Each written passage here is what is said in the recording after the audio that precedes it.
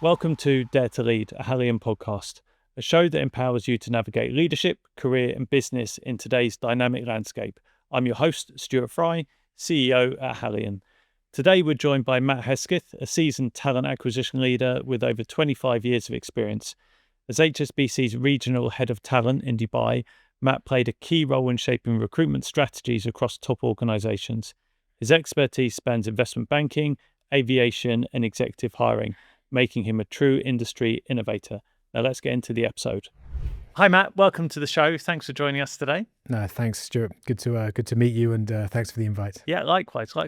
Before we jump into your career trajectory, I just want to talk a little bit about your background and how you've ended up in Dubai doing what you're doing. So, what were you like growing up? I'll quote actually one of my math teachers who put in my school reports, often flippant and facetious. So I was probably a lovable rogue rather than any sort of a villain, but yeah, perhaps a little bit cheeky. Probably didn't work hard enough early on in my school career. That changed towards the end. So as I got towards GCSEs and A-levels, matured enough to get my head down, work and get to university and get a degree. Loved sport, enjoyed school, had some good friends. And yeah, normal kid growing up in the southwest of England. Yeah, rugby, football. Yeah, big rugby school. Enjoyed rugby. Did okay. Wasn't amazing, but wasn't bad. I had this tiny little upper body and these huge rhinoceros legs, so they'd use me on the crash ball despite being sort of fairly small in stature.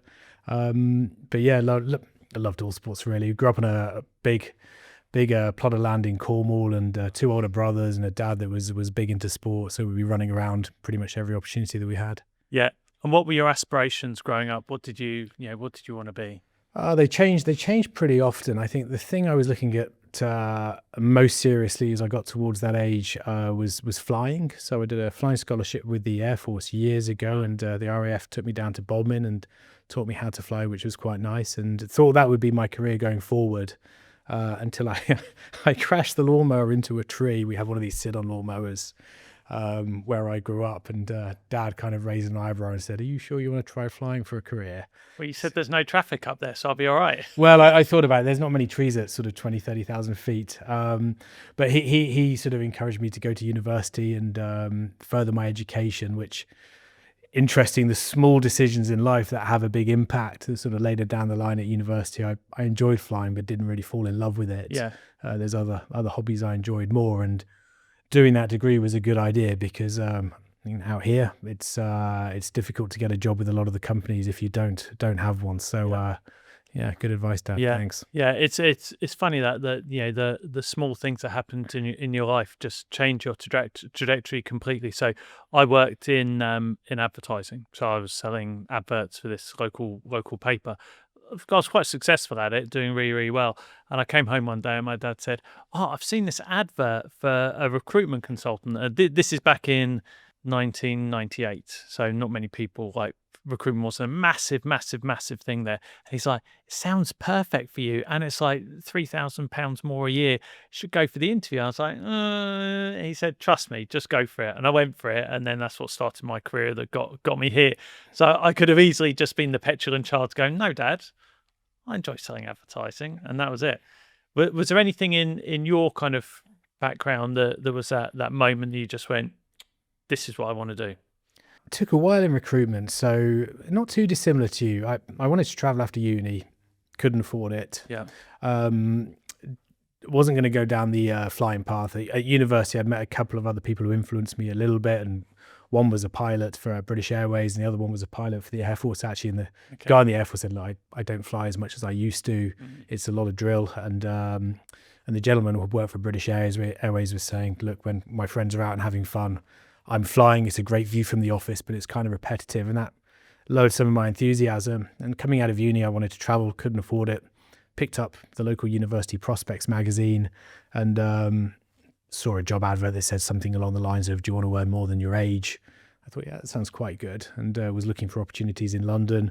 And it was actually a rec-to-rec agency that was running the advert, which made me laugh at the time, knowing nothing about the industry, going, surely a recruitment company can find their own recruiters. They connected me with Badenoch and Clark, and my first interview with them was from who became my first boss, Victoria Walmsley, who was just a brilliant first manager to have. I couldn't have had a better start in life. And watching her do the role so well, so precisely, so consistently across all the areas of recruitment kind of helped me build my enthusiasm. Back then, people did it for a couple of years and then did go traveling. And for whatever reason, I stuck with it. And over time, I've started to enjoy it more and more. And I think one of the great things today, the eclectic mix, I suppose, of careers that are open to recruiters in terms of everything from the data to, in your line of work, in terms of headhunting, account management, ancillary services now that some of the recruitment firms and RPOs offer into in-house roles like I'm doing these days. And I've found it 25 years as a recruiter, but I've actually found it quite a rich collection of different tasks and activities to do. So no really defining moment that kept me in it. In fact, there was one moment, it's a bit further on in my career, when I was with Etihad. It was growing like crazy. So the airline was full on fastest growing airline in the world at the time, I think. And we were doing this huge tech transformation, something called a passenger reservation system, basically, which is, considerable amount of change in the airline. It was the biggest tech transformation in airline history at the time, as was Etihad style. And I was just doing so many interviews. And I was probably doing 15 or 16 a day, every day, quite intense across a range of roles. And there was one lady from Virgin Australia who I met, and I was just tired. I was like, I can't do any more of these. I'm just tapping out. I'm done. I've just met too many people.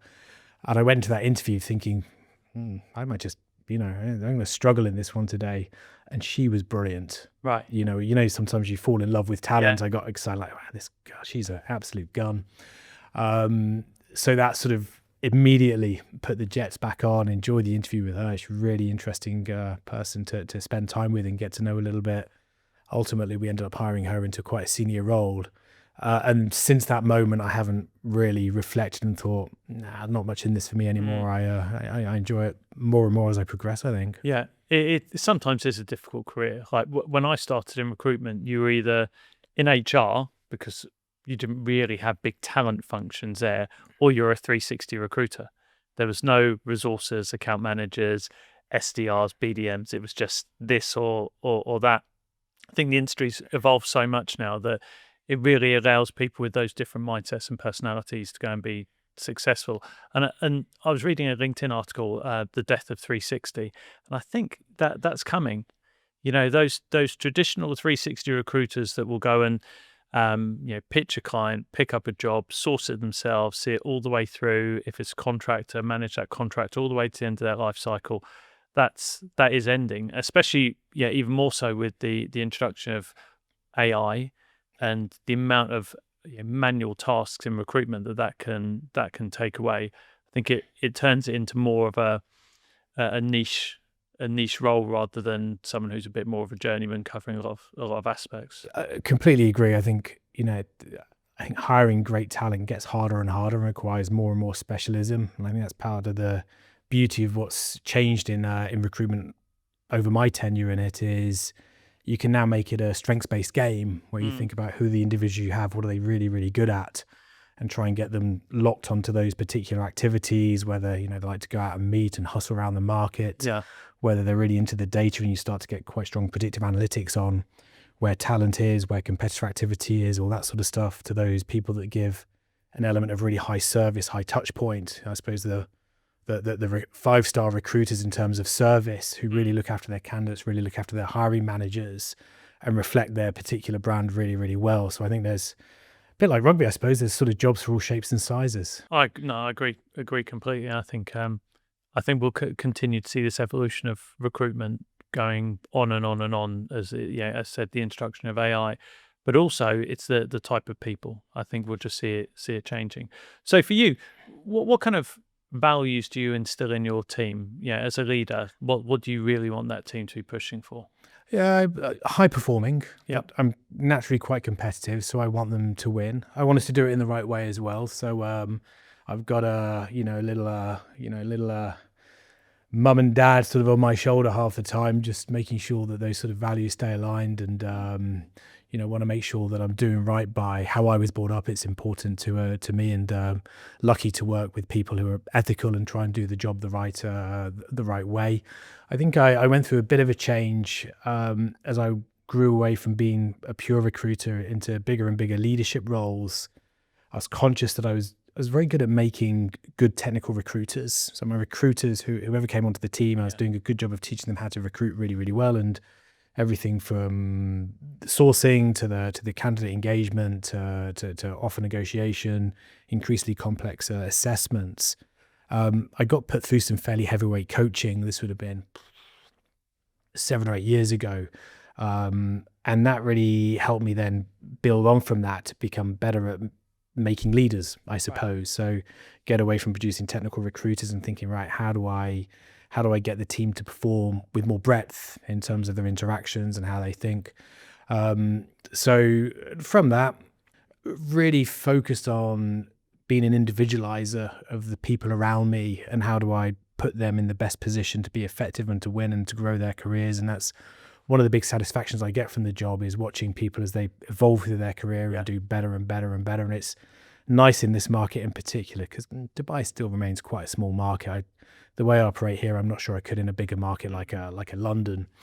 But people are tenured here a little bit longer, the same faces, the same people. And I love looking around the market now. And a lot of these people have worked directly with me. They've gone on to bigger and better things. And that's high reward, I suppose. Yeah. I was joking with a guy that we hired recently. I think there's now either 6 or 7 recruitment companies in Dubai who are people who worked for Halion, who have gone on to set up their own businesses. Fantastic.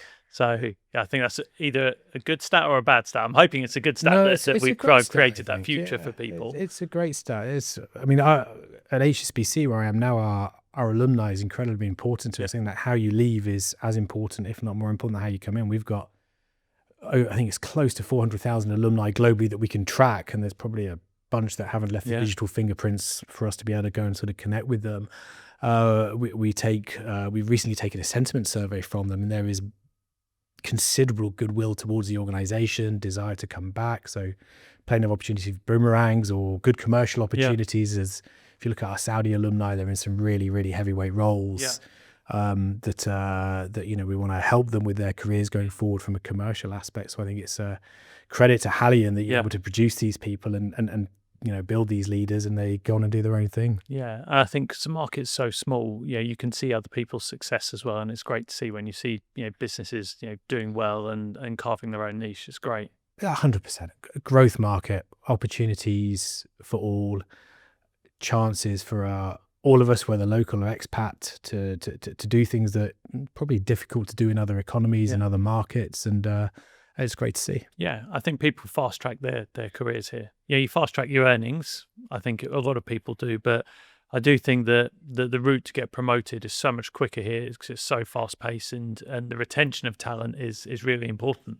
Yeah, 100%. I think you have a curse and a blessing in that pretty much without restriction, you can go and hire any one of the close to 8 billion humans on this planet. Where else can you actually do that? I think because of the size of the market, you end up with talent intimacy that perhaps you wouldn't get elsewhere. That duty of care, especially with people coming into the country for the first time, it's a big deal if they're bringing their families. And I think all of that enables you to accelerate your career.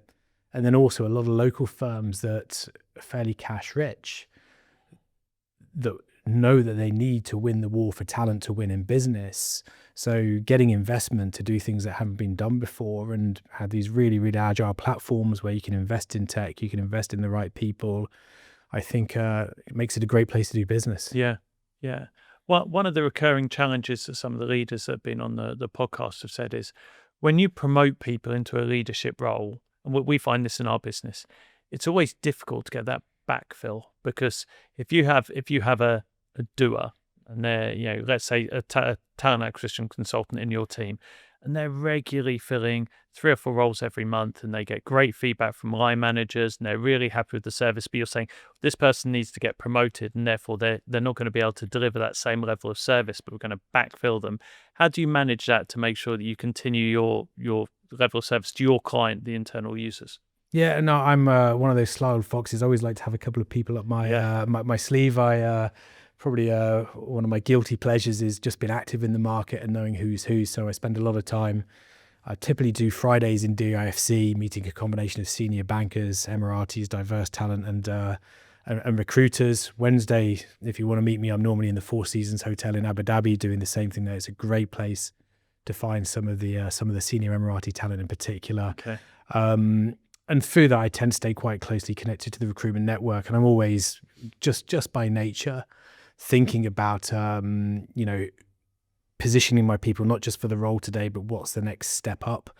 I am unashamed about I want to hire people who are better than me. Yeah. Fortunately, it's a low enough benchmark where that hasn't been all that hard historically. Now, blessed at the moment with the team beneath me where, I've got a luxury of potential successors, both internally and also people on the external market who I think could come and do a great job. But that continuity bit, it is important. You're right. You run the risk of falling off a little bit of a ledge if you're not thinking about what's the shape in 12, 24 months. Yeah. Yeah. You started life in investment banking? Recruiting for investment banks. So I was at Bain & Clark back in the day. So big sort of 5-star US bank clients, people like JP Morgan, Morgan Stanley, Goldman. So really sort of prestigious client base, aggressive market, fun market, great companies to work for. Yeah, it must have been at that time super competitive. Yeah, it was. I'm not sure the practices that happened then necessarily take place today, but a lot of phone time, a lot of get in front of clients, get in front of candidates, brilliant culture, a lot of energy. Sort of typically hired in batches of 20 and get to know that community really, really well looked after, and then. I think what I enjoyed the most about that culture is just the osmotic learning you picked up off more seasoned pros on the desk. So there's one guy in particular who ran one of the big accounts who's never formally managed me, but more seasoned, sat opposite me. He managed one of the more complex accounts. How he negotiated has stuck with me to today, and I've carried that through the career that, I'm lucky to have probably landed one of the two of the bigger bankers in town over my time out here, and using his strategy and his tactics to make it a win for both parties. And a lot of these, I picked up in that environment. So real work hard, play hard. Yeah. Back then it was more kind of boiler room recruitment. You had to put in more hours and it was harder. And, I'll show my age here, but I go back to faxing CVs and Rolodex before we even had a CRM system. So you have that kind of, I guess, forged in fire mentality that you've gone through much harder than people do nowadays. How, as in your leadership style, how do you instill that same kind of passion into today's teams, which are very, very different? It is. I mean, there is clearly generational differences to how businesses are run, and trying to. I probably bore my team with stories of yesteryear a little bit too much, but I think again it comes down to understanding the drivers of the individual. It comes back to what you and I would have learned back in the day in the early 2000s when you're hiring, when you really look to understand what drives a candidate. If you understand their drivers and their motives, you can typically do right by them and line them up with the right job, and makes the negotiations much easier the more you understand them. I think it comes back to the people that work for you. Is everybody's different, everybody has their own particular aspirations, and locking into those and understanding what you have to do to press their buttons to get them to perform at a good level. And I wondered for a long time. I had quite low attrition on my teams, and they've been performing quite well. And I was never sort of really sure why until I got hold of this coach who helped me understand it.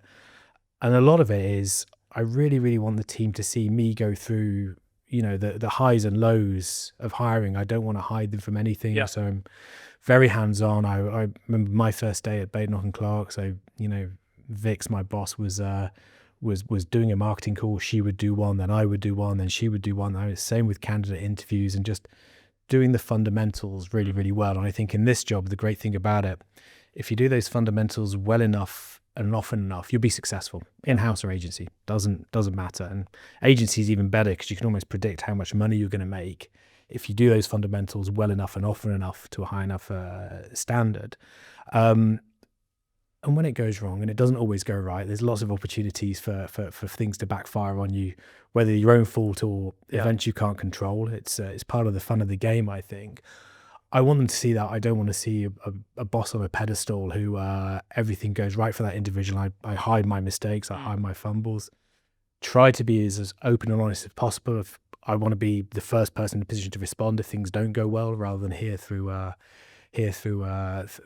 And that tends to be how I've run things. It's interesting, and it's a bit of an oxymoron in how much the job has changed and how little the job has changed. So the way that I run the team today, it's all forged on the same core fundamentals that I learned in October 2000, I think, when I first got into it. Do this many calls, have this many candidates on first stage interview, you're going to be all right. If it's any less than that, you're being perhaps a little bit optimistic, and really help the team understand what are the drivers of success.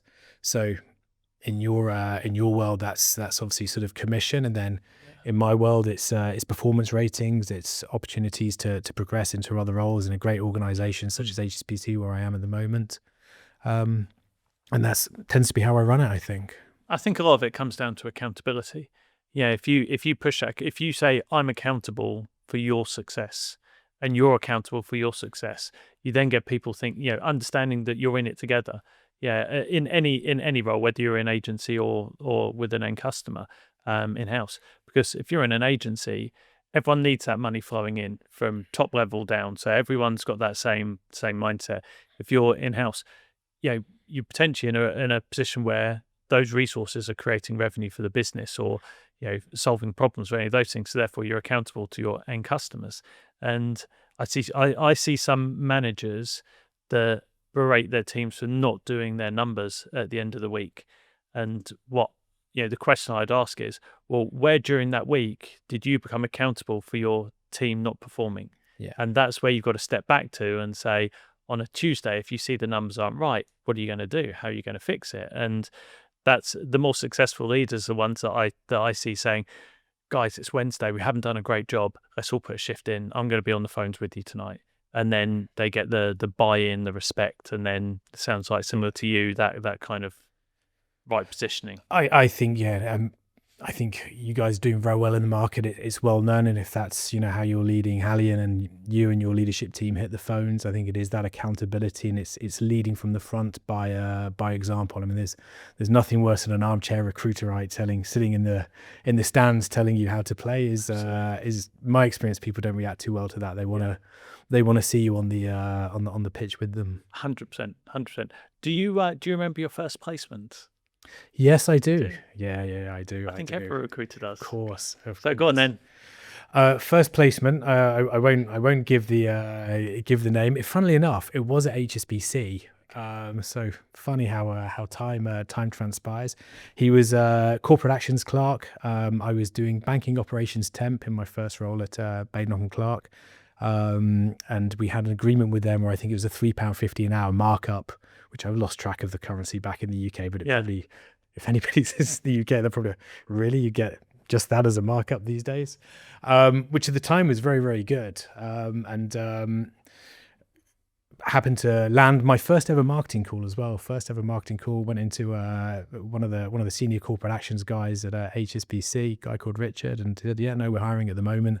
I need somebody to start Friday." And Vix was stood next to me, heard the call as she was writing down all the questions I had to ask, and I was just doing my best not to panic and bumble my way through the lines. And it was a team commission at Baden Clark. So as soon as the job came on, it was great energy. People go, right, job on, we'll work it together.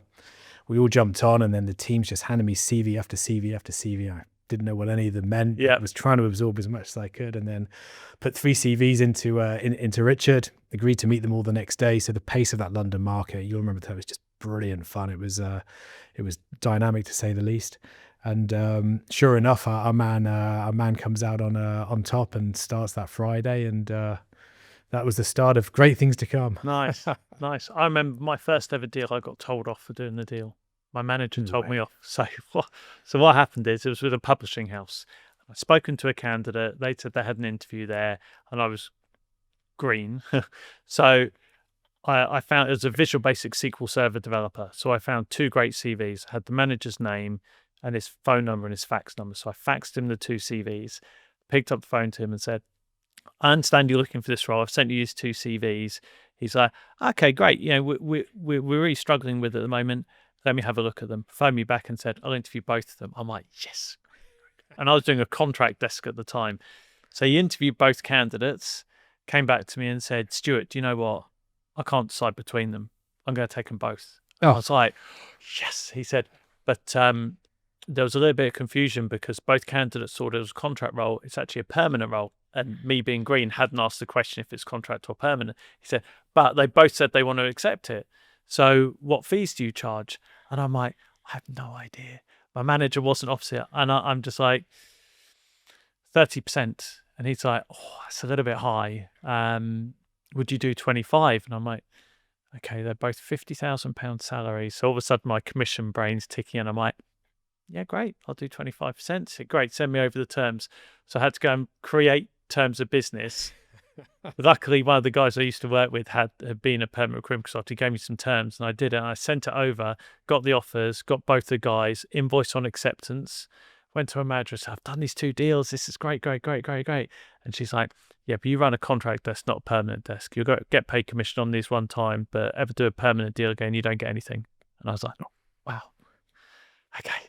I lasted there 6 months before I went on to Charterhouse, where I stayed 9 years. Yeah.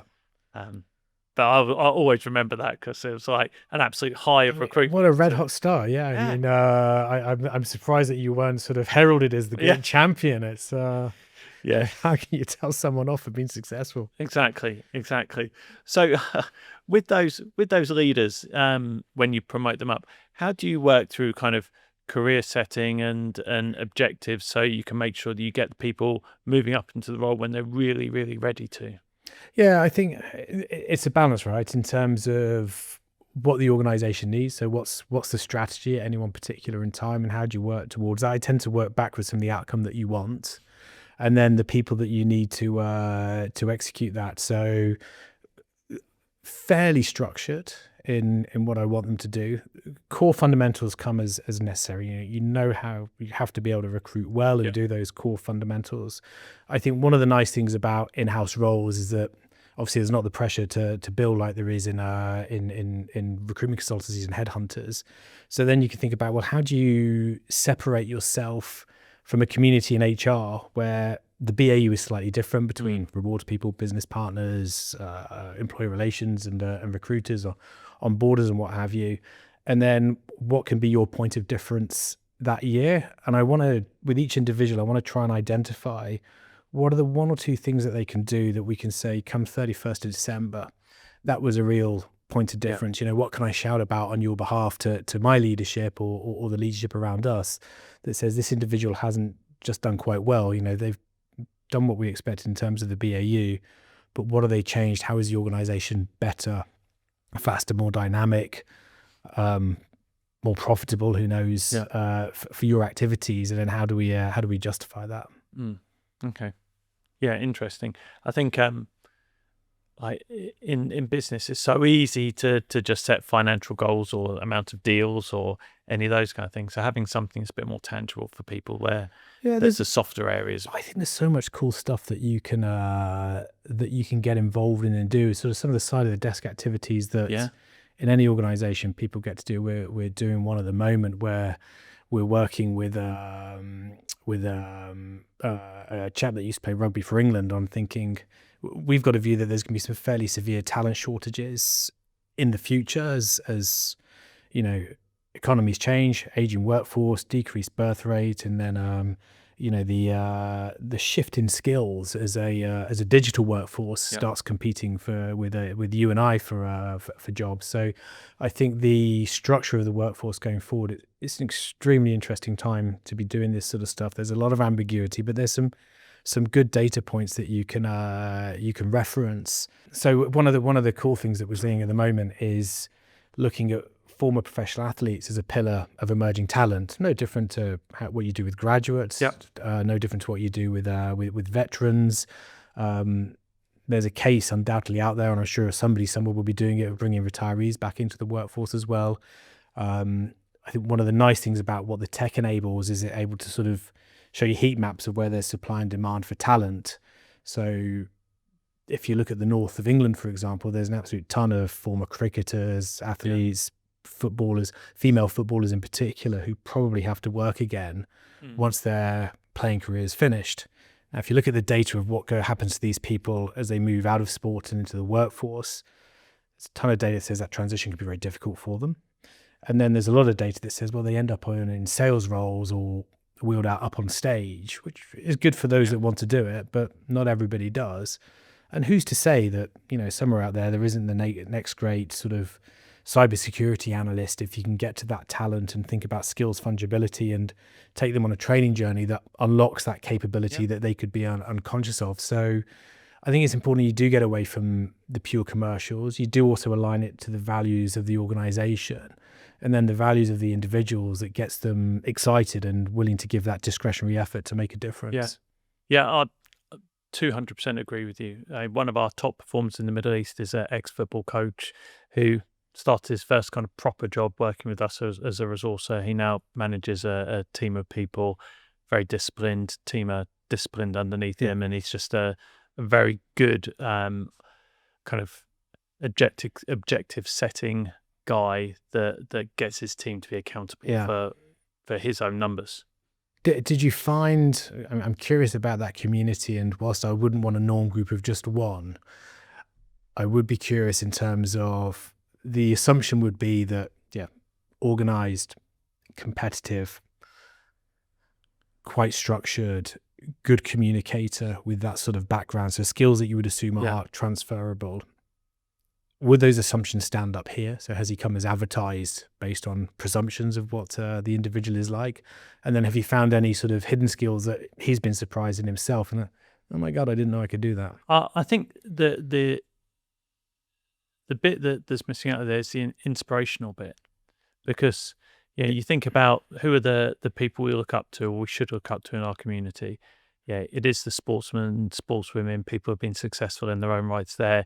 It is the veterans, people who have fought for their countries, and you do look up to them. So when they're in the office talking about their stories that, me growing up in England, moving to Dubai and doing those things, I don't have those stories. I don't have a story about being in a gun battle. I don't have a story about scoring a winning penalty in the 93rd minute, or 99th minute if you're a Man United fan. I don't have any of those things. So actually, they're great storytellers and they're very inspirational to other people. And that's the kind of thing that I don't think they realize they have that.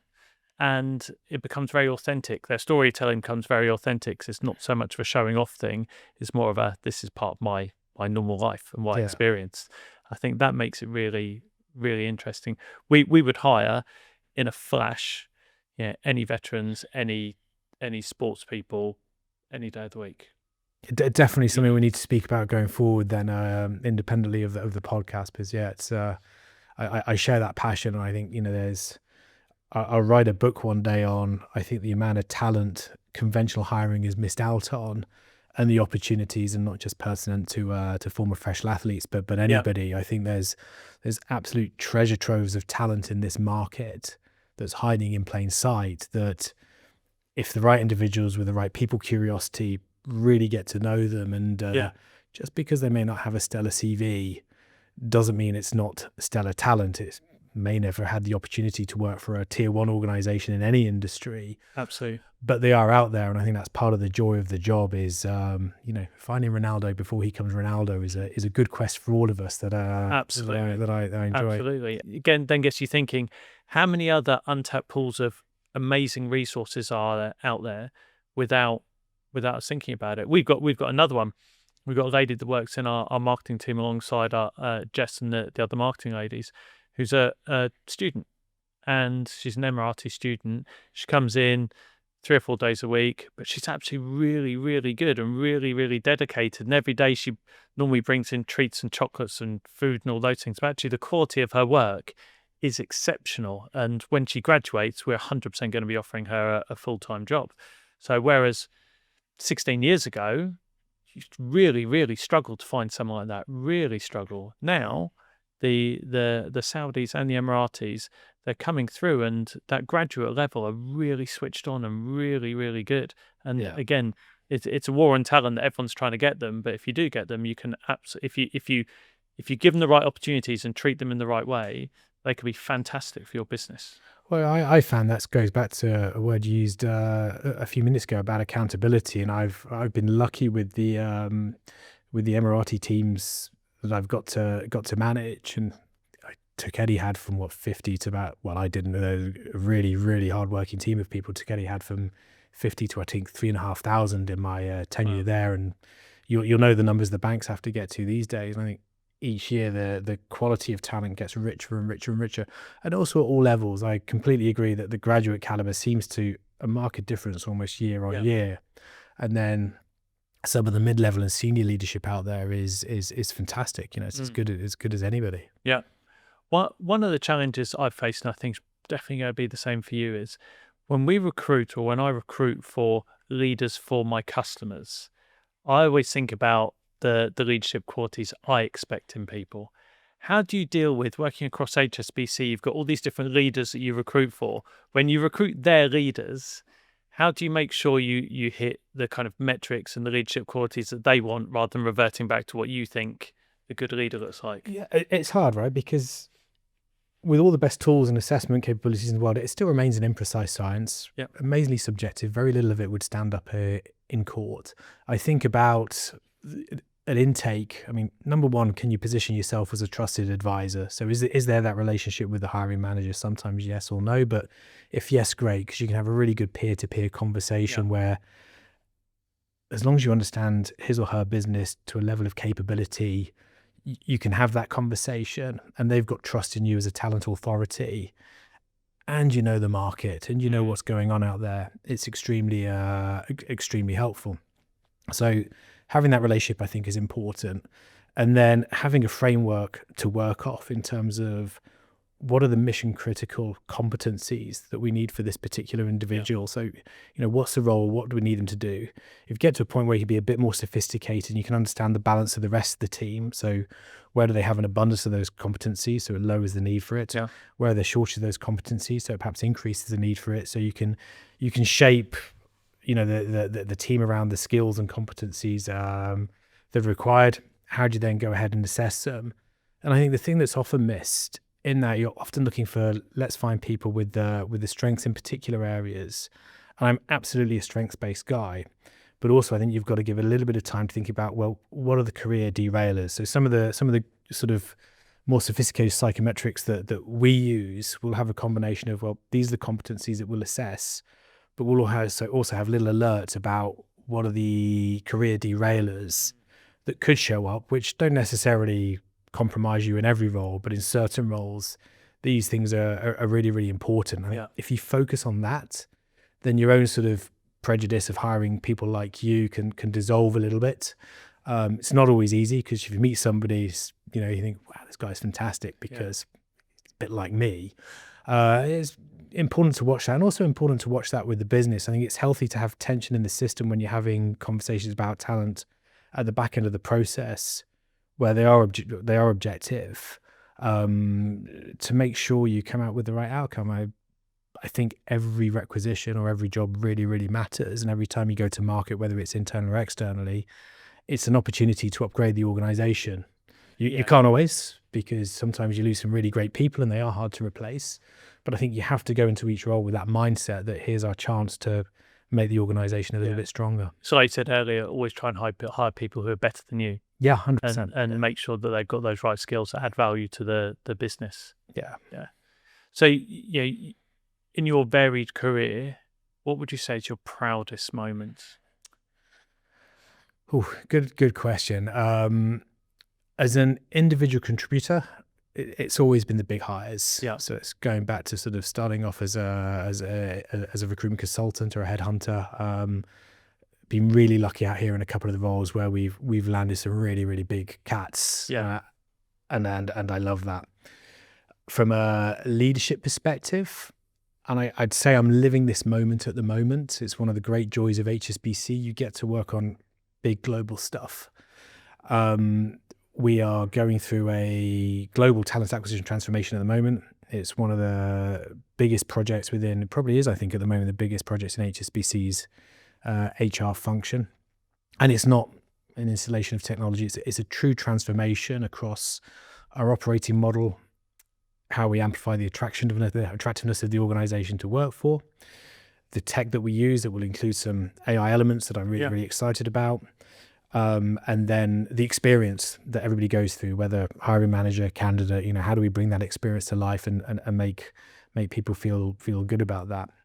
And having the chance to work with a really, really great group of people and watch how this monster transformation unfolds. And I've worked on big transformations before, but where I really haven't had the expertise to contribute more than just making hires, but to have the opportunity to have a say and shape what is a big thing. And part of that for us is making HSBC a destination of choice for talent, for recruiters. What a cool place to go and work.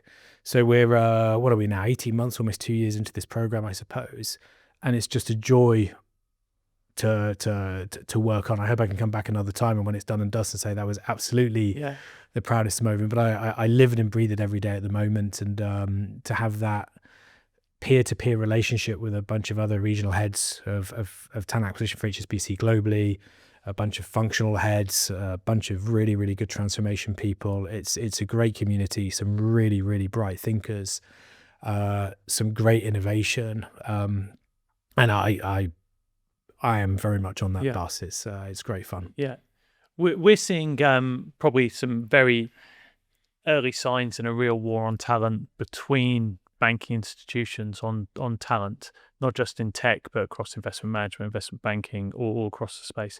How do you think that you kind of set yourself out and differentiate yourself against other banks? Yeah, so I think from an employee point of view, I think HSBC leads. So we are committed to hybrid work. So we've got flexible work arrangements. I know that some of our sort of very established competitors are keen to have people back in the office 5 days a week. Our stall is set on that we have flexible work. We put a lot into the overall investment in the employees. So amazing L&D platforms.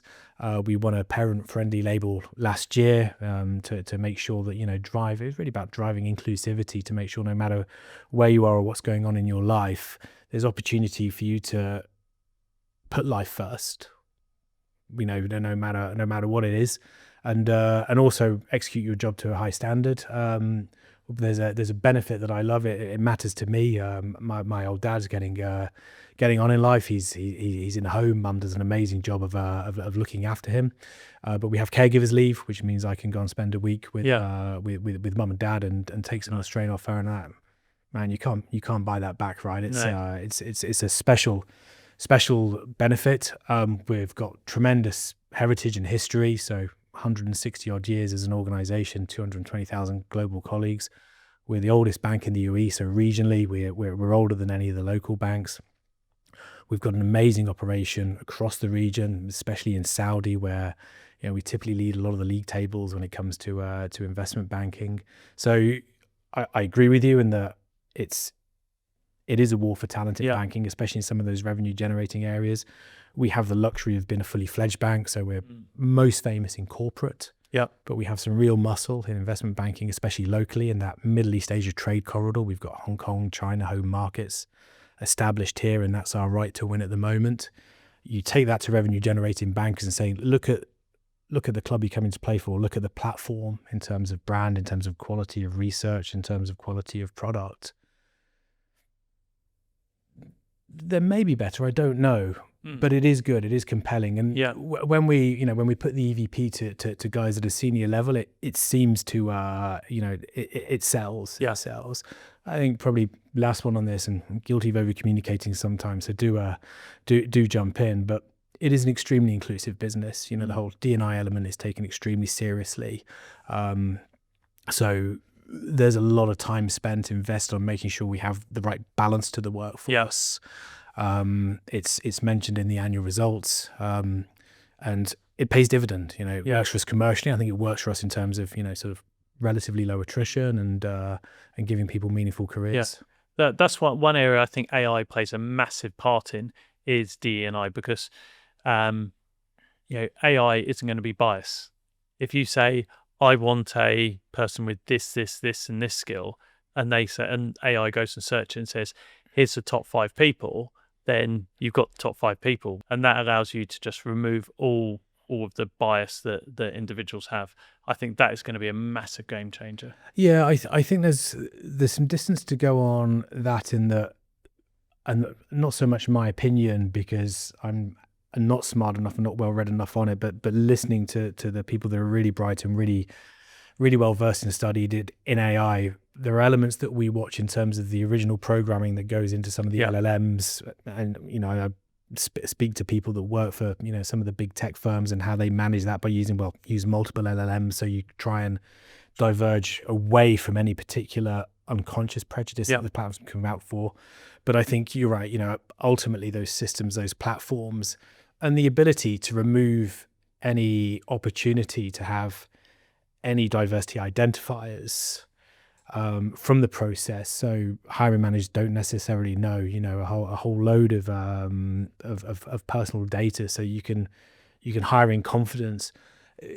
It's a really interesting subject, especially locally, where banking today, I think it was about 90 to 100,000 bankers in the UAE, very heavy male base historically, and also that diversity is historically weighted towards a fairly small number of countries where they've been good at importing talent into the region, and finding the right balance to try and disrupt that, to build better balance, but still making sure that you're open to all. But ultimately ending up with the right D&I result it's an interesting thing to work on, and perhaps an area that I think will grow more and more over the coming years in terms of talent acquisition is vertical focused on talent intelligence, and just getting much richer data to really understand the demographics of the community and making decisions based on that. I think will again be another sort of real strategic unlock for getting senior recruiters at the top table talking about, how do we construct this organization, how do we build it, how do we make sure we are inclusive, how do we have the right diversity results. It's a super interesting thing because that's a really interesting thing. It's not just about identifying talent, but one of the bits I was reading about is how AI can help create the right organizational structures based on the talent that you have, where it looks at the type of people you have and looks at the business need, and then helps you define where your gaps are. I think over the next 3 or 4 years, the changes we will see across talent, it could be amazing. I am optimistic on it. I think it is a great time to be working in the industry, and I think it'll be shorter than 3 or 4 years. I think we have this convergence of technology, human curiosity, enough money in the system for certain organizations to drive this better and better understanding. All of that converges to really create quite radical change. And I think you're right. You've now got platforms that will not look at your organization. They'll look at the tasks that needed to be done, and they'll start to think about who's the best person in the organization to hand this off to. And then what do we take off that individual and pass down the chain for somebody else to do that task, which takes you all the way down to your emerging talent, which brings in your interns, your graduates, or whether it's veterans or sports talent or retirees, whatever it is. And you have this ability to drive monstrous efficiency at a level the human brain just can't do. It's mind-blowing. A lot of it sounds sort of quite sci-fi, but it's not. It's happening. It's real. It's now. And it's a great case study to get to live and breathe and work on, of what future skills are necessary, what the future of work looks like. So thanks, Matt. It's been a great episode. Really enjoyed having you on today. It's been a really insightful hour. One last question: how do you dare to lead?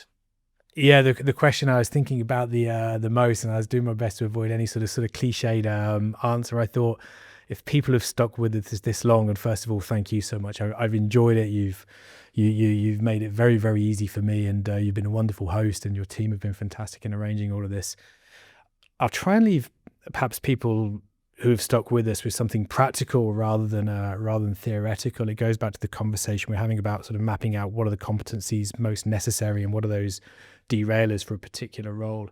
There's a competency framework I look at. I look at it once a month, And I challenge myself, and I'm quite self-critical. I challenge myself on each and every competency. Do I need to display it? Yes or no? If I do I display it? To what extent? There are areas where you can kind of overflex. So they're overplayed strengths. So do I need to dial it down? Are they underplayed? So I need to dial them up. And then I think the ones that are most interesting of all, if you're really honest with yourself, what are the ones you look to duck? What are the ones that you look to avoid?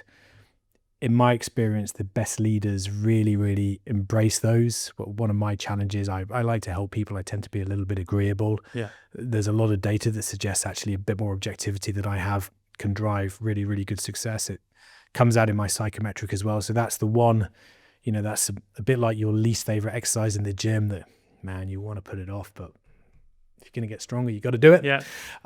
Those are the ones that I really work on. So I'd encourage anybody, get hold of a good and a credible competency framework by one of the big vendors. Think about, do you display them? Yes or no? Do you need to? What are the ones that you really, really would enable your career? What's going to take you to where you want to get to the next step? If you know what the next step is, and not everybody does. And then also have another look at yourself in terms of those career disablers or derailers that, if you keep being a little bit like that, potentially you run the risk of being capped. I go through that the whole time. My team go through a similar process, put them all through a psychometric, and try and manage their careers about identifying what are the one or two areas where it's really going to help them to get on and up to the next level. So it dodges your question to some extent, but hopefully it's something practical that people can have a bit of a think about. Future politician. Yeah. Thank you very much. Really enjoyed it. Brilliant. All right. Cheers. Thanks so much.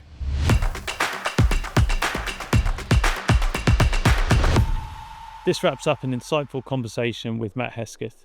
We explored his journey from headhunting in investment banking to leading talent acquisition at HSBC, his leadership philosophy, and the evolving trends in recruitment. Matt shared valuable insights on executive hiring, mentorship, and the key traits of successful leaders. Thank you for tuning in. Stay connected by following us at LinkedIn or visit www.hallion.com to learn more. Thank you and goodbye.